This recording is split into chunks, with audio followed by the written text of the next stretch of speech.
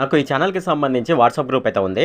ఈ వాట్సాప్ గ్రూప్‌లో నేను ఎప్పటికప్పుడు గవర్నమెంట్ సర్వీసెస్‌కి అలాగే ఎడ్యుకేషన్‌కి సంబంధించిన న్యూస్ అయితే నేను ఇక్కడైతే పోస్ట్ చేస్తాను. అలాగే దీనికి సంబంధించి నాకు టెలిగ్రామ్ ఛానల్ కూడా ఉంది.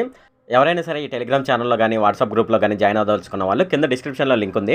ఆ డిస్క్రిప్షన్‌లో లింక్ మీద ట్యాప్ చేసి ఈ టెలిగ్రామ్ ఛానల్ అలాగే వాట్సాప్ గ్రూప్‌లోనైతే జాయిన్ అవ్వచ్చు. ఫ్రెండ్ ఈ వీడియోలో నేను చెప్పేది ఏంటంటే ఫ్రెండ్స్ మనకు ఇంతకు ముందు వైఎస్ఆర్‌సీపీ గవర్నమెంట్ ఉన్నప్పుడు ప్రభుత్వ మద్యం దుకాణాలు అయితే ఉండేయన్నమాట. అయితే అప్పుడు మనకు క్వార్టర్ చూసుకున్నట్లయితే సుమారుగా 150 నుంచి 200 వరకు అయితే పెట్టవలసి ఉండేది. కానీ ఇప్పుడు కొత్త ప్రభుత్వం వచ్చిన తర్వాత ఈ మద్యం దుకాణాలను అయితే ప్రైవేట్ పరం చేయడం జరిగింది. అయితే ఇప్పుడు క్వార్టర్ ₹99కే అందిస్తున్నట్లు ఆంధ్రప్రదేశ్ ప్రభుత్వం అయితే చెప్తుంది.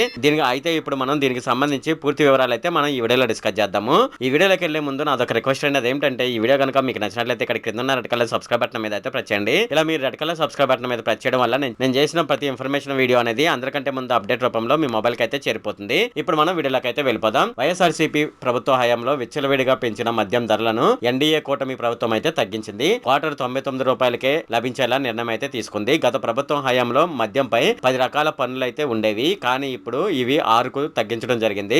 కొత్తగా మాదక ద్రవ్యాల నియంత్రణకు సంబంధించి ట్యాక్స్ అయితే ఇప్పుడు వసూలు చేయనుంది. దీని ద్వారా వచ్చే 100 కోట్లను గంజాయి, డ్రగ్స్ పై ఉక్కుపాదం మోపే చర్యలకు, వ్యసన విముక్తి, కౌన్సిలింగ్ కేంద్రాల ఏర్పాటుకు అయితే వినియోగించనుంది. గీత కార్మికులకు కేటాయించిన 340 దుకాణాలను అయితే 2-3 రోజుల్లో విధి విధానాలు ఖరారు చేస్తామని ప్రభుత్వం అయితే ప్రకటించింది. అయితే మనకు తిరుమలకు సంబంధించి కొన్ని చోట్లయితే వైన్ షాపులు పెట్టవద్దని చెప్తుంది. ఆయా ప్రాంతాలు ఏంటని మనం చూసుకున్నట్లయితే తిరుపతి రైల్వే స్టేషన్ నుంచి అలిపిరి బస్టాండ్ వరకు, లీలా మహల్ సర్కిల్, అలాగే నంది సర్కిల్, విష్ణు నివాసం, శ్రీనివాస ప్రాంతాల మధ్య దుకాణాలు ఏర్పాటు చేయడానికి వీలు లేదని ప్రభుత్వం అయితే చెప్తుంది. లీలామహల్లో Nandi circle, Alipiri, SVRR hospital, SIMS వరకు మద్యం దుకాణాలు ఏర్పాటు చేయడానికి వీలు లేదని ప్రభుత్వం అయితే అనుమతులు నిరాకరించడం జరిగింది. ఇది ఫ్రెండ్ ఈ వీడియోలో. ఫ్రెండ్ ఈ వీడియో కనుక మీకు నచ్చినట్లయితే ఇక్కడ కింద ఉన్న రెడ్ కలర్ సబ్స్క్రైబ్ బటన్ మీద అయితే ప్రెస్ చేయండి. అలాగే ఈ వీడియోని మీ ఫ్రెండ్స్ అండ్ ఫ్యామిలీ మెంబర్స్ కి అయితే షేర్ చేయండి. అలాగే ఈ వీడియో సంబంధించి ఏమైనా కామెంట్లోని అనుకోండి, నాకు తప్పనిసరిగా కింద ఉన్న కామెంట్ సెక్షన్ లో అయితే తెలియజేయండి. ఈ వీడియో ఎంత friend. Okay, thank you friend.